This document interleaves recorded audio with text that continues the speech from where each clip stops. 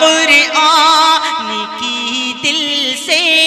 تلاوت کرنا ہے بیٹی، ہمیشہ باوضو رہنا عبادت کرنا ہے بیٹی، بڑوں کی قدر اور چھوٹوں پہ شفقت کرنا ہے بیٹی، جہاں تک ہو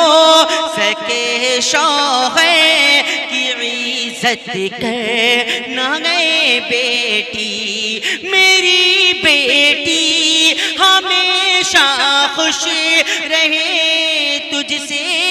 تیرا شوہر، میری بیٹی ہمیشہ خوش رہے تجھ سے تیرا شوہر، کہا